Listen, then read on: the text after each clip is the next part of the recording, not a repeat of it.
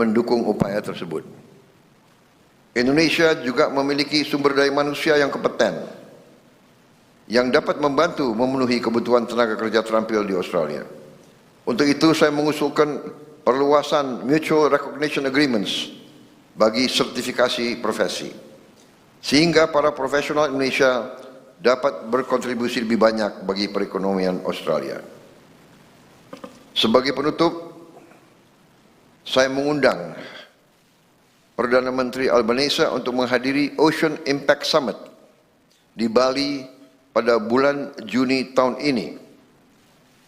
Saya yakin kehadiran Perdana Menteri akan membantu memastikan KTT tersebut menghasilkan capaian yang nyata. Dalam juga mendorong kerjasama kita di bidang kelautan. Kita memahami bahwa laut adalah kepentingan bersama bagi semua negara, apalagi kedua negara kita. Demikian yang dapat saya sampaikan. Terima kasih. At this time, we are honored to invite the Prime Minister of Australia, the Honourable Anthony Albanese, to address the statement. Well, Terima kasih, Bapak President, and thank you for your generous words and your very warm welcome here to Jakarta, my friend. I am very pleased to be back here for my 5th visit as Prime Minister of Australia. No country is more important to Australia or to the prosperity, security and stability of the Indo-Pacific than Indonesia. We share a deep trust and an unbreakable bond as neighbours, partners and friends. In this spirit of friendship, I extend Australia's condolences to the Indonesian people for all those lost in the tragic flooding and landslides in Sumatra.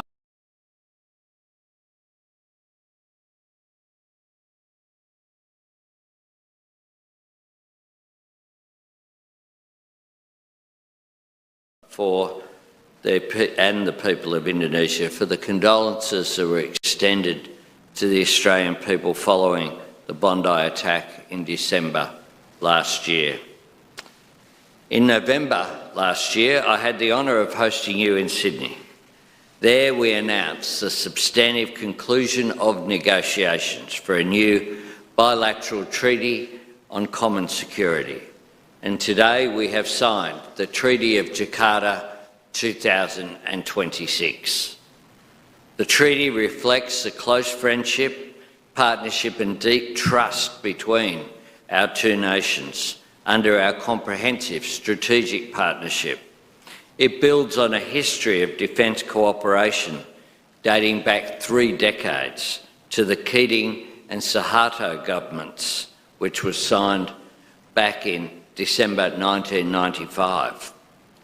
Today I was delighted to sign this treaty with Bapak President, a historic moment in our nation's relationship and recognition that the best way to secure peace and stability in our region is by acting together. This agreement signals that Australia and Indonesia's relationship is stronger than it has ever been. The fact that we are signing this treaty today is testament to President Prabowo's strong leadership and his personal commitment to promoting security in our region and indeed around the world. As I have said, the treaty is a significant extension of our existing security and defence cooperation. It demonstrates the strength of our partnership and depth of our trust and cooperation. Australia and Indonesia share one of the world's longest maritime boundaries, which naturally makes us close partners. But today, we are more than just partners, we are close friends. Today, to complement the Treaty on Common Security, I'm pleased to announce a range of new defence cooperation initiatives that reflect the growing strategic trust and ambition in our relationship, including offering to establish a new embedded position for for a senior Indonesian officer in the Australian Defence Force, reflecting and reinforcing that trust between our two nations. Supporting the development of joint defence training facilities to increase Indonesia's ability to conduct joint exercises with your partners, including Australia. And expanding military education exchanges between our militaries to build relationships and increase understanding between our next generation of military leaders. Deepening Australia's economic engagement with Indonesia and with Southeast Asia more broadly has been a top priority for my government. To that end, we have agreed a memorandum of understanding between the Australian government and the Indonesian Sovereign Wealth Fund, Danantara. This will lead to increased cooperation and information sharing between Australian agencies and Indonesia's newest sovereign wealth fund. Just as importantly, it will help to identify opportunities for increased two-way investment between our nations, bolstering our shared economic security and resilience. Bapak President, I thank you for the important discussions that we've had today and for your generous hospitality. I have no doubt that the relationship between Australia and Indonesia will continue to go from strength to strength in the years ahead, and that we will continue working together as neighbours, but more importantly, as friends, to keep building a peaceful, stable and prosperous region. Terima kasih.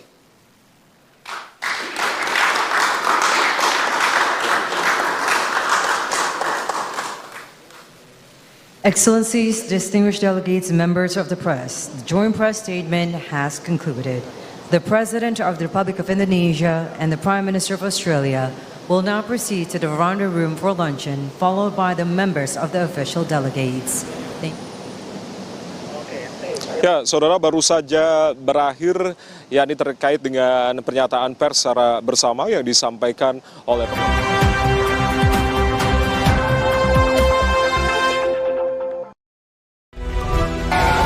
mulai dari film drama, horor,